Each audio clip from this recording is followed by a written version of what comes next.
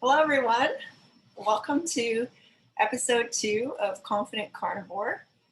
Today, we are very honored to have Raymond Nazon. He's the top-rated coach at MeatRx, and he's also my coach in the carnivore journey. So, welcome, Raymond. Thank you, Janice. Glad you had me on your show. How are you doing today? Very good. Great. Thank you so much for taking the time out to speak with us. You're definitely the consummate carnivore. I know you've been carnivore for, I think, over 3 years. That's right. And your transformation is incredible. You were one of the first people that I saw, and I thought, oh my gosh, he looks Asian and he looks amazing, and I really should consider this carnivore diet. So I wanted to have a chance to have everyone hear your story today, and specifically talking about how you've had improvements to your confidence and your performance along your carnivore journey, which I know you certainly have since you shared with me. So just to start, can you tell us how old you are and specifically how long you've been carnivore? So I'm 48. I'll be 49 in June, and I've been carnivore for 3 years since September 2017. Okay. So with that, before we dive in, I actually wanted to share a few photos of Raymond's transformation, just so we know where he was starting from. So I'm going to switch to share here. So here we have, this is Raymond's MeatRx coaching profile. You can see a pretty dramatic change here from, you were what, 45 or 46 here? That's right. And then, yes, 43, 44, somewhere in there. Okay. And then this was maybe what, at the 3 the years? second year mark in. Oh, second year mark. 3 year mark in. Wow. Okay. And just a couple more. So here we have, you can kind of see the transformation. And that's current. That 3 years. That last one is current? Yeah. And also, Raymond has done something really unique, and he's photo documented his entire weight loss and fitness journey here. So I did scroll all the way to the bottom of his Google Drive, and this is January 2021, right? Or no, I think it is. Is this the most current? Oh, sorry, March. Yeah.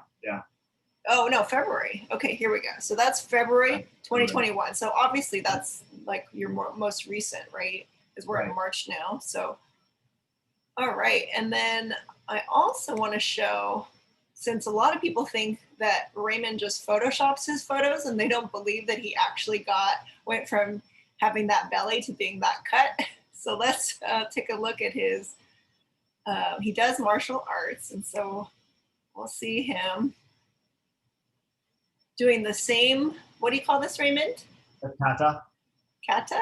We'll see him doing the same exact kata as a carnivore and before carnivore.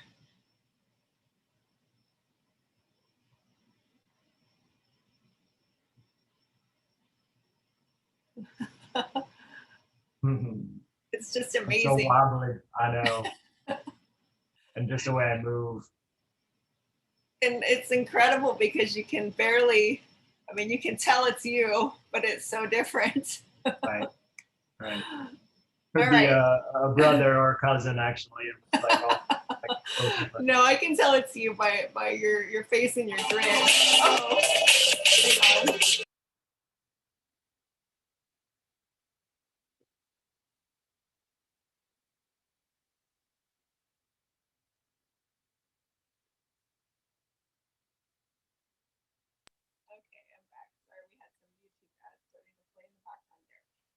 So let's dive right in. So Raymond, you said you've been carnivore for 3 years. You're 48 going on 49.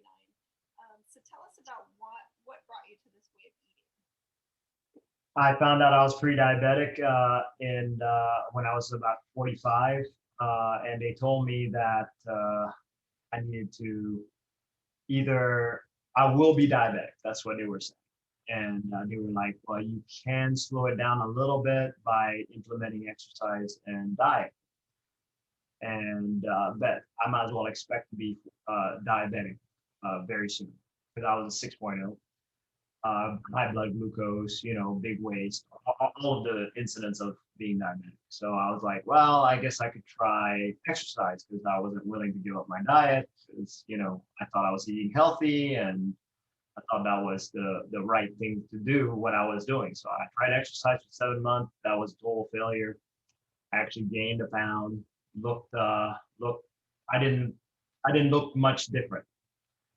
And so, by then it's kind of revelation. You kind of realize, hey, that doesn't work. So let's try something else. So I decided to try diets, and I did a Google search for how to cure diabetes, and came up on the dietdoctor.com website. And they were talking about how a lot of people were in remission from their diabetes because of the low carb, high fat. So I was like, all right, I'll try that for 6 months. I mean, 6 weeks. So I did that for 6 weeks, and within the first couple of weeks, I lost like 10 pounds. It looked like I lost even more, which was amazing. And I was like, okay, well, it doesn't take a, total genius to figure out, well, it's got to be diet. So uh, I did that for 6 weeks, and I was part of a challenge for Orange Theory, and actually won second place in weight loss. But then I quit. I stopped. I was missing my starch and carbs, and we were going on vacation, and my wife was like, there's no way you're keeping this diet, even though I was feeling really good. And during that time, actually about a month in of doing that, I ran my first 5K I've ever run in my life. Well, I've ran 5Ks as a youth before, but not an actual official 5K. So and beforehand I could only like run maybe half a mile to save my life, so I was always a bad runner.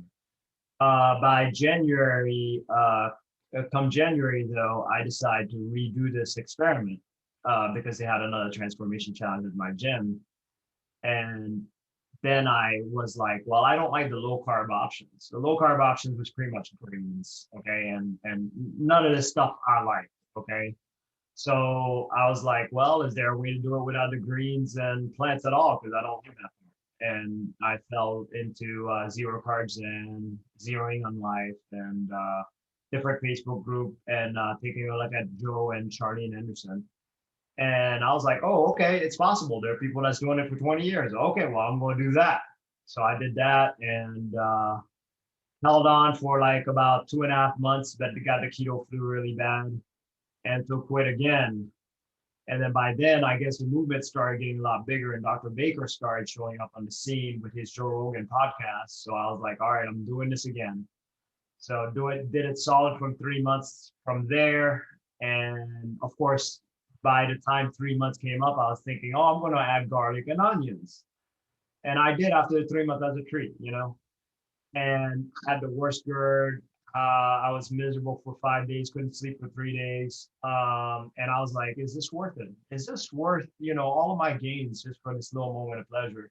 And from then on, I was like, that's it. I made up my mind. I'm not, there's no point in going back. And 3 years in, this is me. Wow. So once you decided I'm going to cut out the garlic and the onions and I'm just going to cut out all the grains and all the plants, what were you eating at the beginning of carnivore when you were 100% animal based? Yeah. So at the beginning of carnivore, so when I first started carnivore, I was eating the crap out of eggs and bacon. I was really tearing up the bacon, which is weird because those two items I don't eat much of at all. So I'm more, towards the beef, really beef centered. I'll have the others as maybe a side dish and really don't care for it that much. So, but it's interesting how that's what I targeted at first. And I know you had a lot of health conditions beyond the Yeah. ones that you named. So Yeah. you had all those health conditions. Even I think you mentioned you even had potentially a few minor strokes. But Yeah, like a little heart attack when I was in my 20s, late 20s, 28 or so. I remember one time driving down the freeway where I literally had to stop the car and pull over because my this whole part was numb and a little pain was going on here. And, I stopped, pulled over, and it took about an hour before I kind of got recalibrated enough to go home. But it was the weirdest feeling. It wasn't. painful per se. It was just real numb and kind of a chest kind of pain. It was the weirdest thing. So, and the more I researched later on about it, I could have had a possible minor heart attack. Now, the reason I think that is because I have a bad calcium scoring test. Mine is 700. So for the equivalence for people who don't know calcium scoring test, you're supposed to have a 0. Pretty much I have a heart of like a 70-year-old. So that's also not a good thing. Wow. So you definitely, I mean, you've described yourself as being, nearly dead basically prior to starting carnivore. Half Um, foot in the door. Yes. and so can you tell us what you were eating before you switched? I know you had gone to low carb and you were looking into Weston Price and this kind of Yeah. thing, but what was your regular diet like when you had around the time that you had the potential minor heart attack there? Oh gosh, yeah, that was the worst. So I was drinking about. I used to love Pepsi, so I drank literally about a gallon. So 2 2-liter bottles of Pepsi a day was what I would consume. I would be Burger King, just any fast food joint that I could get my hands on. When I came home, I had microwave food. I loved chimichangas, burritos. I loved Hot Pockets, Hungry Man. Yeah, no, I mean, really, it was the worst of the worst. I did have, I guess the closest to cooked meals I had was these big lasagna packets that you can buy. You've seen them in the grocery Yeah. store. Yeah, that you just put it in the either microwave, or I usually use microwave, but you can put it in the oven too and cook it. I mean, it was all, I guess you want to call it processed. Also, cereal. I used to love to eat my sugar with my cereal. So I would put I would put a little bit of milk and a heaping chunk of sugar in it, and then put the cereal on top, which was a sweetened cereal. And that's how I would eat it. And if I ran out of milk, I didn't care because I'd just do it with water. Because all I cared about was the sweetness. Yeah. Wow. Unreal. Yeah. Yeah.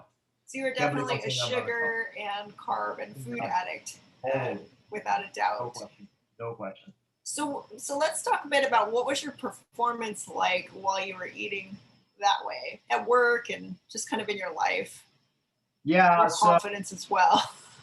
during that time, oh, confidence was there was none.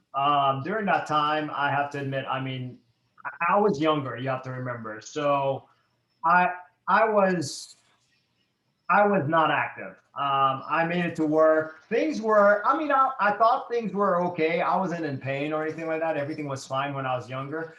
Really, it was not until 33 when I stopped being able to put weight on. I mean, weight off, that I started really having problems. By 40, I started seeing all the chronic conditions like the aches and all that, and I could barely finish my 8-hour job. Actually, I never really did. If you consider the type that I had to take a nap right after I ate lunch, so I would snooze for about 30 minutes every time right after I'd eat, and always had to snack or go to the bathroom or whatever. So really, I spent a lot of time in a way in my mind not working because of that. Wow. And I know that your health conditions resolved after. Um, so did everything, all of the conditions that you have go away, right away when you started? Like, how long did it take for those things to resolve once you switched over to eating the, carnivore 100%? Yeah, so the easiest one, because I had loads of ailments, but the easiest one to pinpoint is the ones that were really, really bad on me, which was the diverticulitis flare-ups, the plantar fasciitis, and heel spurs. So after 3 months, the the the diverticulitis was probably on a pain scale when I had flare-ups was like a 12. 12 is where I felt like I mean, I actually literally passed out, but that was good when I passed out. When I didn't, I wanted to knock myself out. But that one went down from that high to like a 7 after 3 months. So heel spurs and plantar, heel spurs were like at a 7. That went down to like a 5. Plantar was more like a a 5, went down to a 3. So, you know, I saw instant relief in 3 months for sure. But after a year, total resolution of everything as far as the pains on those. Now, I do know that I still have flare-ups. So I do feel like something's there, but there's no pain. So I don't count it, if that makes any sense. Wow, that's incredible. And this is before you moved toward even beef centered, right? I mean, you weren't.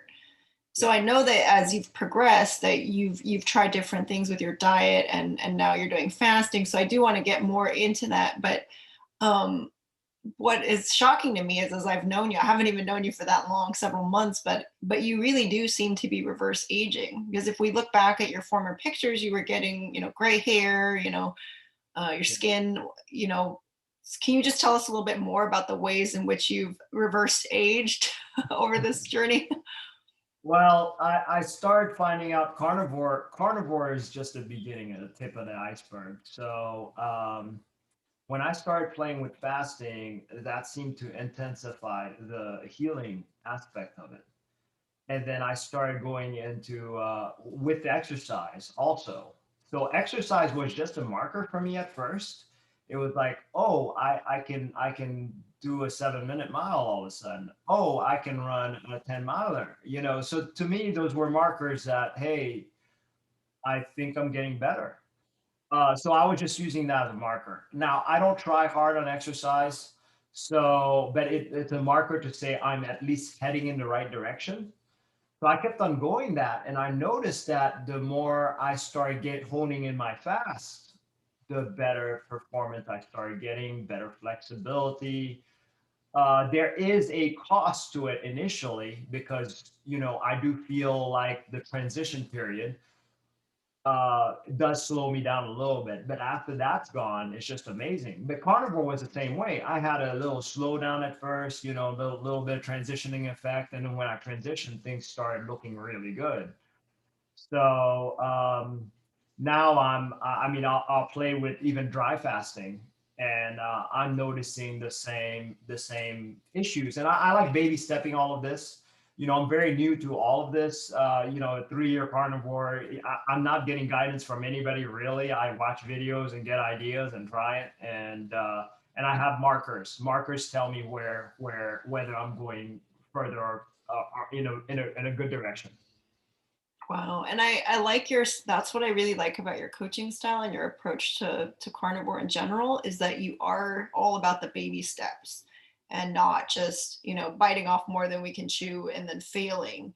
I do want to dive a little bit deeper into, because I know, when people look at you, I read your bio when I went on MeatRx, and I was like, oh, well, he's doing jujitsu and he's doing, Orange Theory, and he's running. And I immediately thought, that's not me. I've never been strong with cardio. I've always experienced, I was a vegetarian for almost a decade, so I always felt very weak, lacking energy. And so I just want to hear a little bit more, if you could dive in about, I know you told me when you first started carnivore that you started to jog, but it's still, you didn't like it, you didn't feel motivated, but you felt a difference. So could you go back to, like, way back to the beginning? Because I know you were already trying to exercise to lose weight, and then you switched to carnivore. Can you talk more about how your athletic performance shifted through that initial period? Yeah. So first of all, a little further back when I was a kid in high school, I did try every single sports. So I was sport oriented, but never took it serious. Just to be clear on that. And so I did have that. Now I stopped all sports after 30s. I mean, just nothing, no running, nothing. Um, but okay, so when I started Orange Theory, I could literally just walk as far as the cardio portion that they get you to do. I was doing walk and hill climbs, and I was doing some terrible hill climbs. I couldn't do it. I would hold on to this bar, trying to walk as fast as I can. And they're telling me, let go of the bar, let go of the bar. You're not supposed to be holding it. And I'm like, how am I supposed to walk then? I'm like, and we're talking about 3 miles per hour, 2 mile, two incline. It's not like it's a big deal, but I'm like huffing and puffing and I'm holding on to this stuff. So Now, don't get me wrong. There is something about exercise that I did get to a point where I did a slow jog at the end of 7 months. So I was doing like a 5 mile per hour jog after that, and I could do a much better incline run, not runs. I couldn't do incline runs then. I could do incline walks also. So exercise, there is something there. I'm not gonna say that. Now, when I started the diet, I kid you not, within the first month, I noticed such performance increase that I was just hitting PRs left and right. So all of a sudden, I was going from, my full speed pace was a 5 mile per hour, as embarrassing as that sounds. But I was touching sixes and sevens, pretty easily. Well, I wouldn't say easily, but a little bit of effort back then. So I noticed that it's like, wow, once I started dieting, there were performance gains there too. And that's what kept me going. I'm like, I want to see, is there more? How much more can I push myself? Just to back up a little bit, I made a deal with myself for Orange Theory that I said I would never go above 70% of my workout pace. The reason is I wanted to keep it long term. I've never done a workout longer than 3 months without quitting, ever in my life. Wow. I'm almost in December of this year, I will be 5 years in Orange Theory. So Wow. that already says the incredible part of it. Lasting 7 months was already incredible without, but I had motivation then. I was pre-diabetic. I had to do something. So I was motivated. I had all these pains and I was like, I got to do something. So that obviously motivated me to keep it for that 7 months. But I was about to quit. I was like, this is not working until I did diet. And that changed everything. Amazing. And so you definitely had an energy increase once you Oh, switched no over question. to taking the plants and all the grains and all the carbs out, right? Yeah. I had so much energy, actually, it felt like Orange Theory wasn't enough. So then shortly after, and this is after the diet switch, shortly after, I was like, that's not enough. My kids started karate already. And I was like, why don't I just do this with them? I started this with them, and karate was great with Orange Theory. And then that wasn't enough. Being carnivore, I think I was carnivore about 6 months in, and I was like, man, I've got a lot more left in me. So happened to be they have a jujitsu class there. They've had it for a little while, but I was like, all right, I'm going to try it out. And I started, and I was like, here I am, still doing those things. Wow, that is incredible. I think it's really important to share your story because so many people would look at you now and go, well, I could never do that from where I'm starting. But you literally started, From the eating bottom. cereal with extra sugar, overweight, and no energy. And what about your mental clarity? How has that changed from your first eating the cereal and drinking the Pepsi to over time till now? I used to be so brain fog. I mean, it felt like I was walking in clouds, like I could never see clearly. I don't know how to describe it, but I was just so off. Like I just couldn't focus very clearly.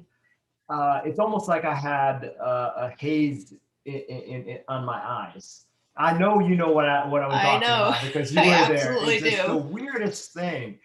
But it's almost like all that cloud lifted one day after carnivore. It's like it's all gone. I can think so quickly. I'm like these thoughts that come into my head is just like so quick in and out. It's just everything seems to process so well, which helps. Actually, I really feel like the brain fog was something that really hindered my confidence. Just the brain fog by itself, because I had to I felt so slow. I felt so sluggish. This instant quick thinking, I'm right on top of it. So it's a whole different matter. But this is hard to describe because it's all in your head, kind of. You know what I mean? So it's really hard to project what I'm talking about, unless you've been through it like you, Janice. Right. And then You you have totally get it. that mental clarity and you can experience your full intelligence because Yes.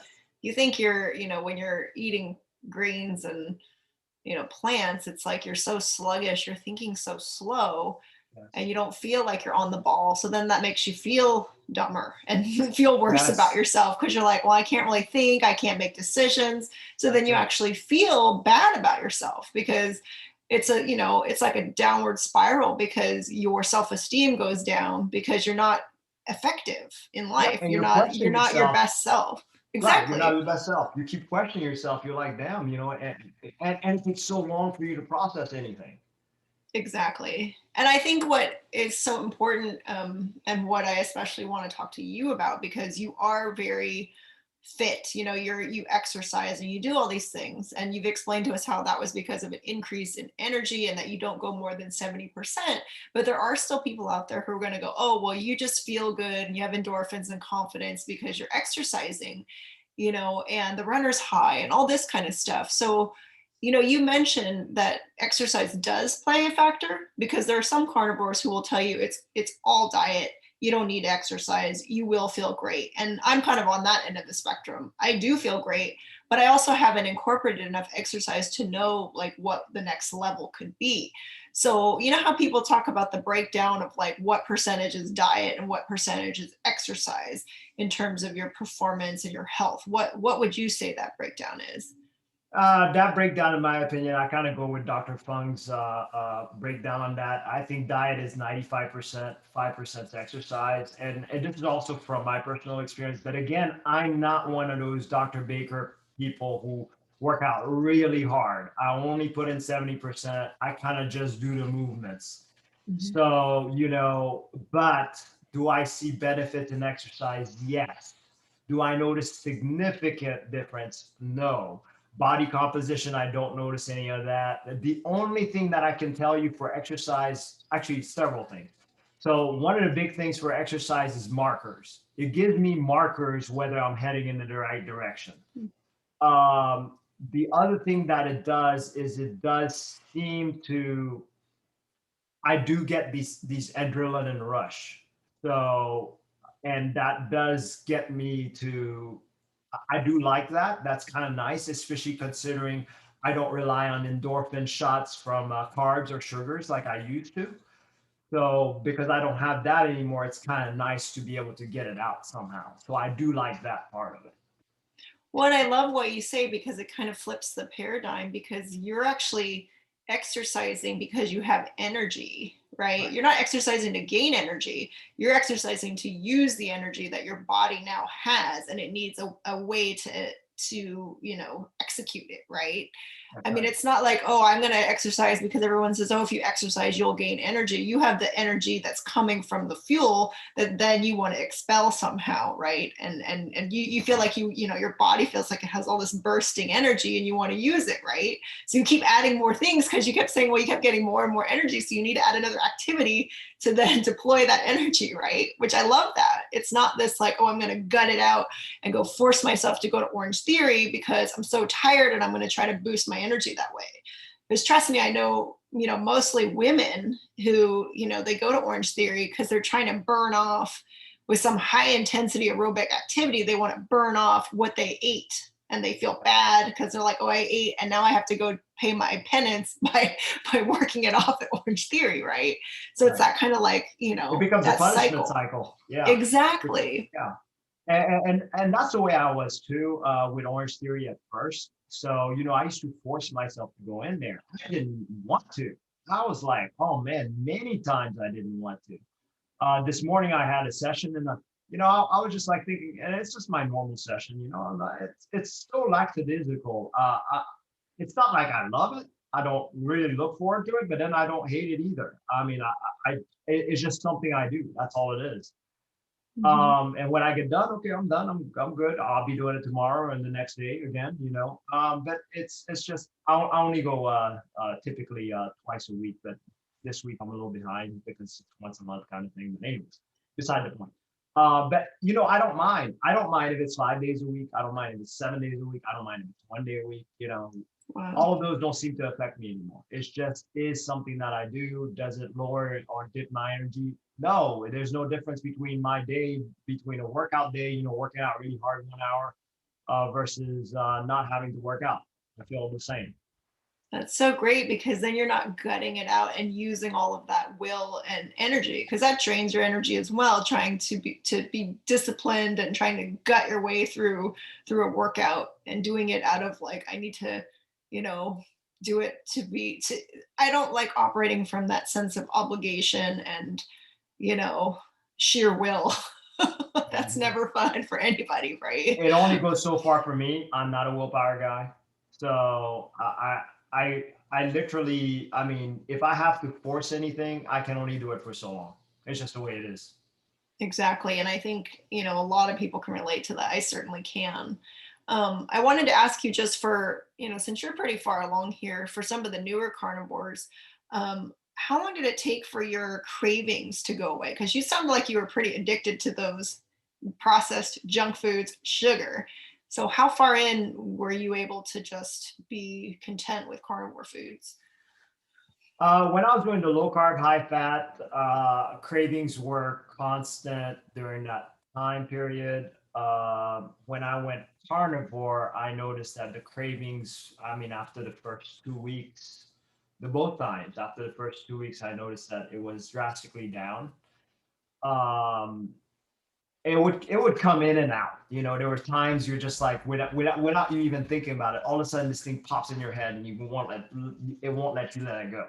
So yeah, there were those times where I had to use a little bit of willpower or a stick of butter or some kind of really fatty stuff just to get the thought to go away. Yeah. So and back then I did it as accident anyways. I didn't realize that fats actually, you know, now as a coach, of course I know this, but fats really help cut the cravings. But I would say after 3 months, if nothing bothered me, like no social stressors, no celebration events, nothing, I didn't have the craving. So it was just a normal day. Things were fine. After the first year, I'd have to say that even with the stressors, it was very, very manageable to resist. After the second year, I stopped liking the smell of carbs.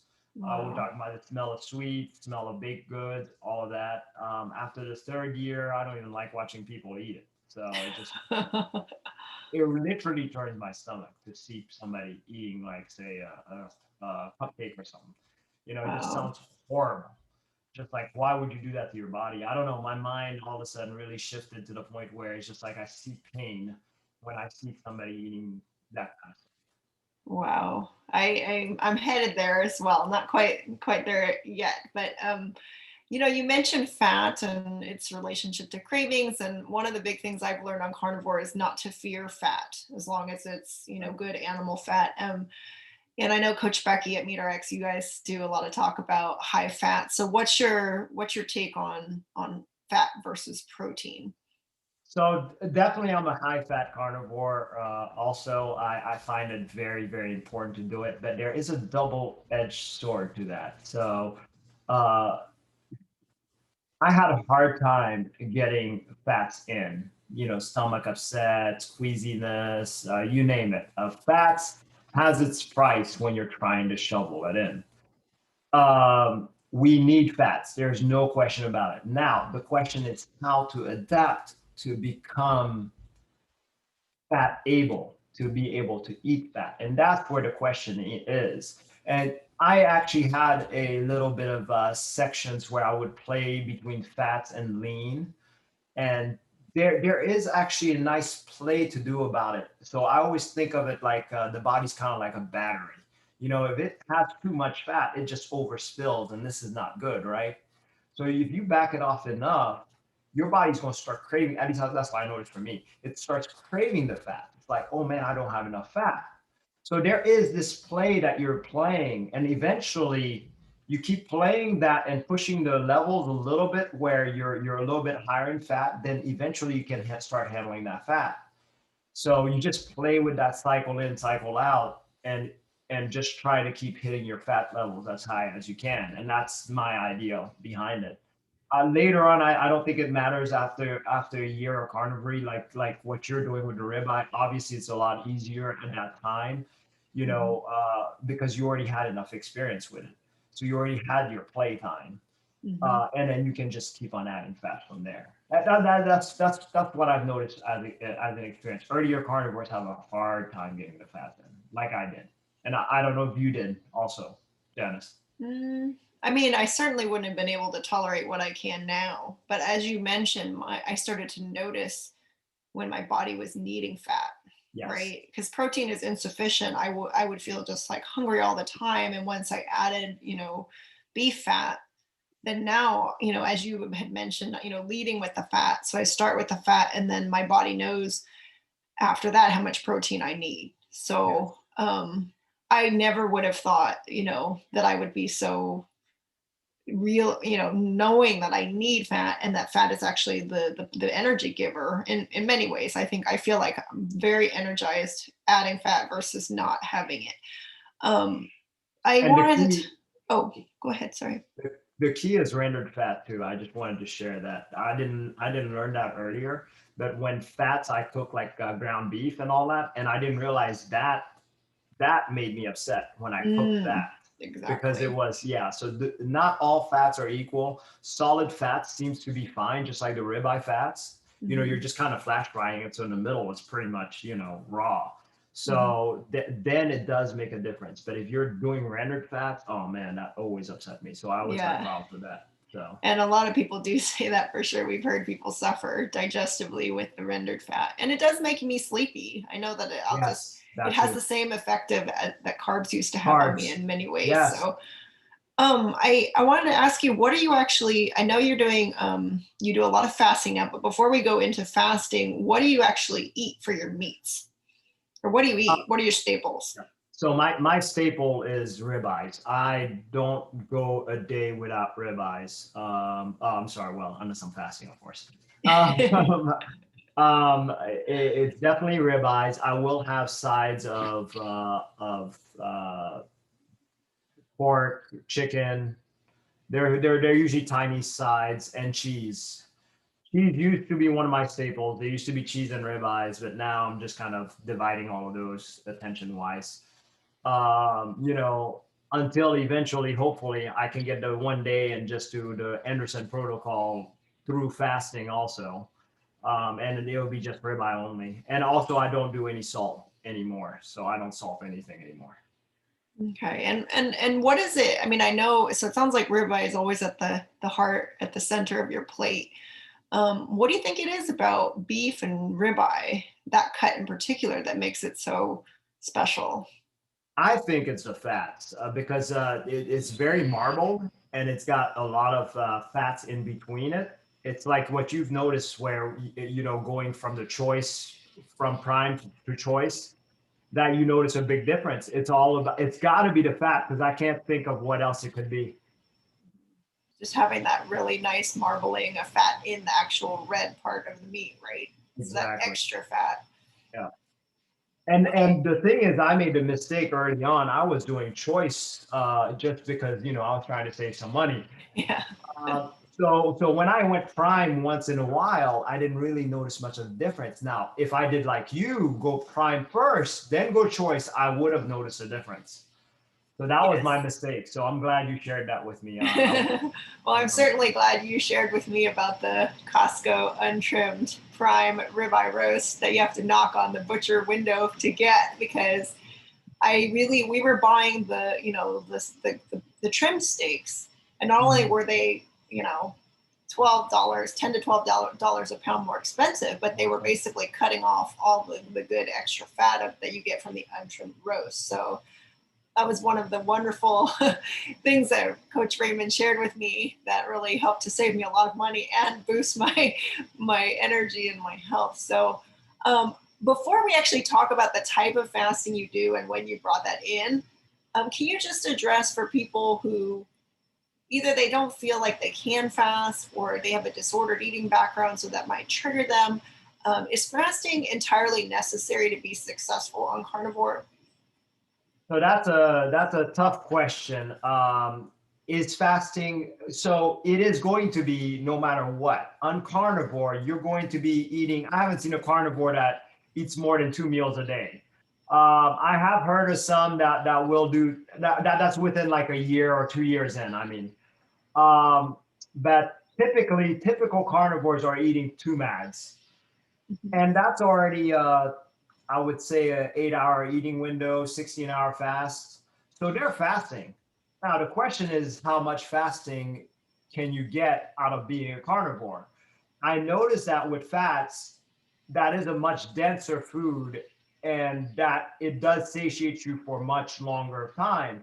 Now, I talked to some carnivores that are a year in or so, and they'll tell me that, oh, I eat one meal because I feel like I have to. Well, just because it's routine, I should eat today, that kind of thing. And I'm like, well, should you? Would it be even beneficial eating every other day? So and that's where my questions started coming in by then. It's like maybe there's more to it than this. So you started fasting around a year in then? Is that, No, I or, actually or longer? no, I actually played with fasting earlier on, and before I went so I did carnivore one time, no fasting, and then I played with fasting on a low carb keto diet because that was the thing, right? And then when I did that, I went back into carnivore and then kept the fasting in, just playing around with different modalities and Okay. reading And all about and it. and I know that you've told me that you actually feel better when you're fasted and your energy is Yes, better and mental clarity, et cetera, are better. Is that no question. Yeah. so? And now you are doing, are you doing the rolling 48 Rolling still? 48s, yep. So it's pretty much I eat one meal every 40-ish hour. So we call that the rolling 48. So meaning that you're rolling into your next 40th hour. So yeah, so I will do that. And I've been actually practicing that. I started off with alternate day fast, which is the 32 to 36 hours, eating 2 meals every other day. So I did that and I got it to increase to 48 hours, one meal a day now. And I will do that for 6 months out of the year. The last 3 months, I usually add an extra 2 days in. So about 60 to 70 hours extra fast per week. Wow. And I mean, I know you pretty well at this point, but can you tell us about the types of gains that you've seen in your confidence, and your performance, both in your martial arts, at work, just everywhere in your life? Yeah. So confidence gained was more like because of the mental clarity again. The more mentally clear I am, the more sure I am. I know that's related. It's got to be right. Mhm. Um, and so I noticed that I can actually do a lot more multitasking, doing several things at the same time, think real sharp, not having that problems. So definitely mental gains there. Now, as far as performance wise, during the fasting, again, I did a 10-miler, 10-minute mile, 10-miler fasted. Wow. I was probably 20 some hour fasted doing that. So I didn't think I could do it, but I never think I can do any runs before I do it because I don't train for it. I just go sign up for it and run it. And I'm like, oh, wow, I did it. And not only that, I do it in the 10-minute mile pace, which I'm like, that's not incredible by any means. But, this is something that I've never run a 10 mile before. I've never trained for it. And all of a sudden I can do it. You know, that's some amazing performance in my eyes. The other thing that I've noticed is that I could do a full split. I can do a one-arm push-up. I balance really well. I'm very solid on the ground. I can do things that I've never done in my 20s or had a hard time doing in my 20s. I've never been able to do, I can do like 100 push-ups, Wow. which I've never been able to do. So, um, yeah, performance wise, I blew myself out the water. And this is Incredible. this is stuff just I think about doing, and then I'd like to try that, and then I try it, and I'm like, oh wow, I can do this. So that's I if I would got love to. to have that start happening. It is starting gradually for me. And I know you told me you're going to work with me on learning how to fast and hopefully get some of those gains that you've seen. What about your recovery time for when you do these things? That's another great thing. So, the best way to describe recovery is, I'll give you an example. So there are times that I would sign up for Orange Theory, and there would be a big seminar. That's a 6-hour seminar. This was one time I did this, but there was a big 6-hour seminar for jujitsu. So I did Orange Theory for that first hour, went straight into the jujitsu afterwards, did it for 6 hours, rolled for the last half an hour to 45 minutes. And if you know anything about rolling in jujitsu, it's pretty intense. I did that, and when I started, I was 32 hours fasted. By the time I was at the end, I was in the 40th mark and all that. And I had excellent energy. I felt a little bit out of body. That's the neat part about fasting, though. I feel a little bit of an out of body experience. Like I know euphoria kind of thing? no, it's like you're watching yourself from the outside. It's like you're not fully connected now. It doesn't happen often anymore. Earlier on, that was one of the symptoms of fasting, feeling the outside, looking in. So it made everything totally painless. It's just a great feeling. And nowadays I don't get that. Nowadays everything's normal, no matter how long I fast, no matter how hard I work out, whatever, But you are in a carnivore Zen state all the time, right? Oh yeah, yeah. I'm constantly your in that. mood is stable, your energy, your mind, it's just stable, right? More stable, because whenever I'm out of that body, that brings me to another, like a peak. You see what I mean? So now it's stable. Instead of getting these little peaks, it just stays the same. It's everything the same. And how long do you sleep, and how is your sleep? That's a great question. So sleep did get affected at first on fasting and also carnivore. Sleep is much less overall. I sleep about 5 hours a day. But gosh, I wake up. I'm not a coffee drinker. Well, I used to be. I used to be. I used to love my sugar with my coffee. So obviously, I could give that up because I didn't like coffee at all, anyways. But I like sugar with coffee. But anyways, so I would get up and I'm just ready to go. I'm like popping right away. I'm like, constantly quick thinking, just feeling really good. But not like I had a shot of coffee. So it's a little different. It's just a steady, like I'm just ready to go. I'm ready to get out of bed. I'm ready to go. But it's not like, this big spike all the time. Right. You don't feel amped. It's just this real. Yeah, that's it. Yeah. And part of the reason why I bring up, the amount of time you're sleeping is that, you're married, you have 2 kids, you have a day job, you're the top rated MeatRx coach. So you're coaching all the time. You're doing jujitsu and Orange Theory. And is it karate is the other one? Yes, karate. And so I remember reading your bio, and then as I would hear about, your days, I'm thinking, how is one individual able to do all of this in a regular work week, a regular week with 24 hours in the day, and still be totally clear and present at all times? Because I'm on meetings with you all the time, and I listen to you. You probably have coached hundreds of people, right? And you literally can remember every last detail about where they're at on their journey. You're tracking all of their progress. And I listen to you, you retain every detail about each individual, and you're just listening all the time. And to be that present all of your waking hours on top of all of your obligations seems to me that would be impossible, so it has to be this combination of your fasting and the beef, the ribeye, and the exercise, right? I mean, it must. What do you think?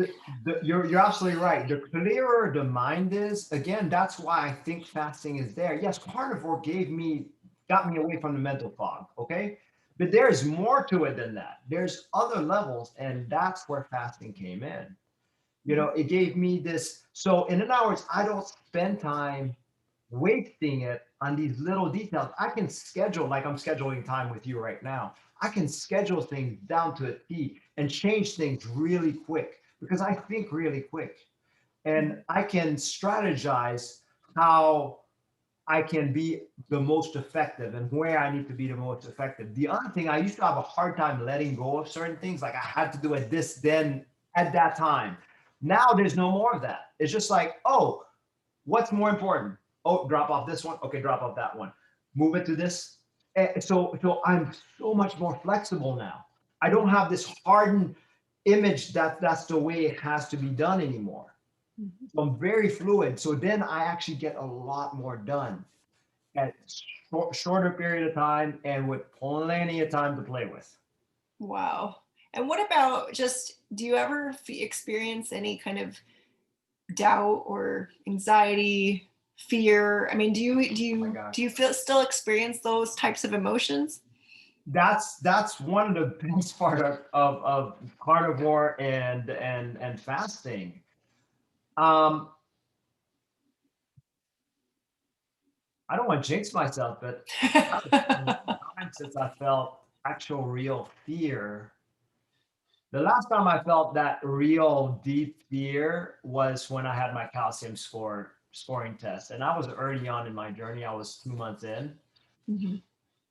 but otherwise than that, it's just more like a curiosity to everything instead of a fear. It's like, oh, that looks like a challenge for me. Mhm. Instead of a fear, it's like, oh, how would I approach this? And I had a Mhm. total way of mind changing. So fear became curiosity all of a sudden. I want to know more. I want to dig into it more.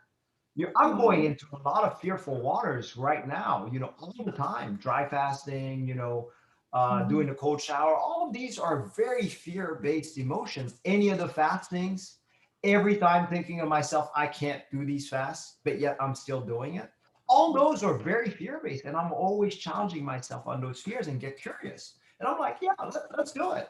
Sounds fun. And Wow. I'm able to not only rationalize it, I'm able to come up with really good strategies very quickly on it. Not only I can do that for myself, I can do that for the hundreds of clients I have. Yeah, that is it. That's why I chose you as a coach, because I've watched you flex and adapt and really meet people where they're at, and you create that inspiration and that challenge without pressuring them into anything. And you kind of pull them along and create a possibility in front of them. And it's I think that ability, that adaptability, that you have that, and I think it's partly who you are, but it's also partly due to the fasting and what you're doing, because that brings you to your highest potential, which is being a great coach and really being able to see and discern and know where people are at. And I've benefited from that, and I know many others who have. Um, well, I don't want to not ask you the question about, because you are so experimental, and that's what I love, that play, right? You're always ready to look up for the next challenge. Can you tell us about your metaphor of chasing the unicorn?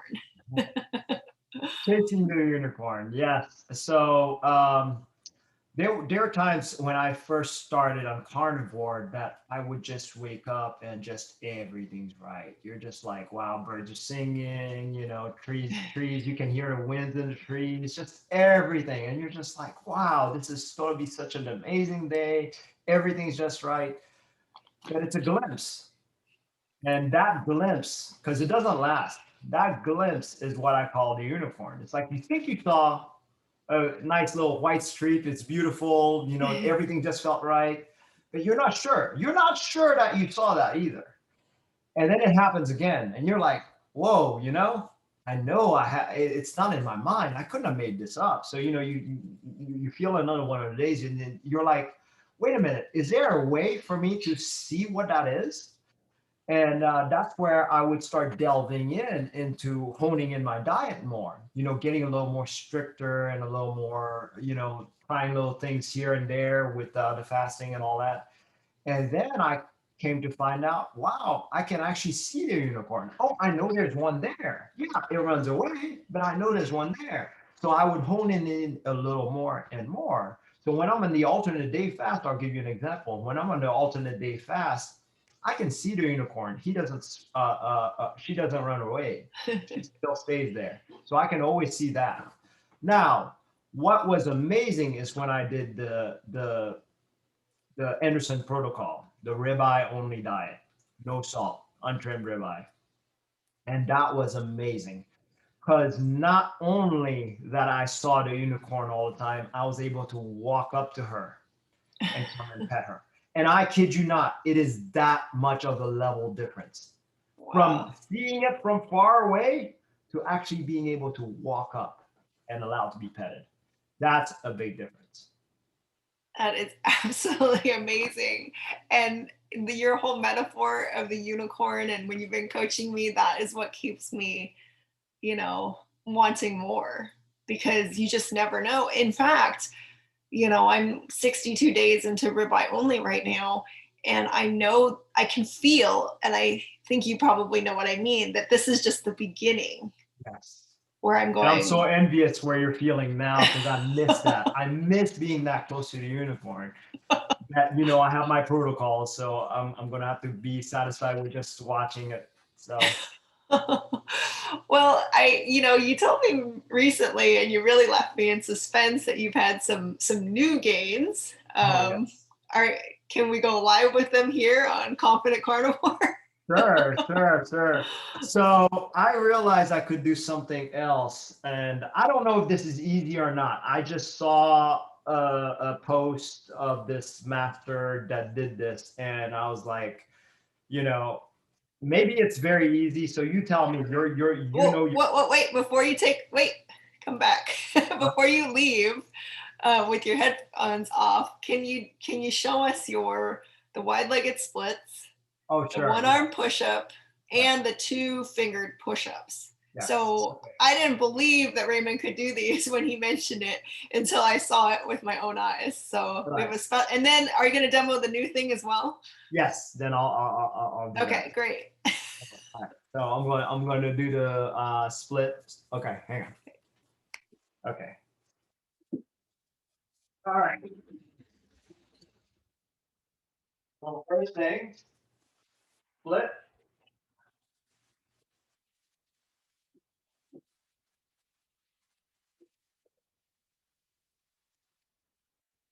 and then one arm push up.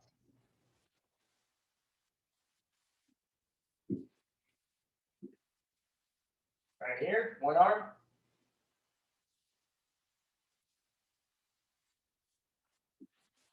And then two fingers.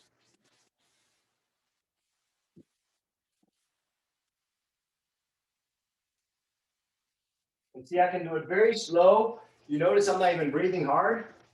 Okay, so for this new thing, so you ever seen people sit down? Yeah, I can actually go down and up. So I don't know, is that something easy to do? I don't think so. I've been doing yoga for a long time, Just so going like this and then coming up. I don't know, it might be. amazing. That's I know so I make it look amazing, easy. and such great balance and strength. Yeah. Now there's another one. So I saw somebody do this. Five fingers. I don't know if you can see this. Can you see? Yep. So five fingers. And what they would do is they would step back all the way. Am I flat? You're pretty darn flat. Yeah. So that's another thing that I found I could do with ease. So I don't know if these are Wow. easy to do. All of this might be very easy to do. All I know No. is this. So I've been doing yoga for years and I can't do any of those things. And I just noticed this time that your two fingered push-ups, you're actually on the points. yeah, When you did it, I thought you were doing it like L's. So I no, just saw that you were up on, oh yeah, my, yeah. that is insane. Now I can't do the one-handed one like the legendary Bruce Lee, but I do. I wonder if I'll ever get there. I I don't think know. there's nothing stopping you. Oh my goodness. Well, So, I will consider that our grand finale for today's conversation with Raymond. Thank you so much for taking the time out of your busy schedule to come here. Your story continues to amaze me. I mean, every single time we talk, I learn new and amazing things about your journey. So I really appreciate you, Raymond, and keep spreading the word and coaching people in your brilliant style. You literally are helping to heal so many people all over the world. So have a wonderful day, Raymond. Thank you so Thank much you for for your having time. me, Janice. Take care.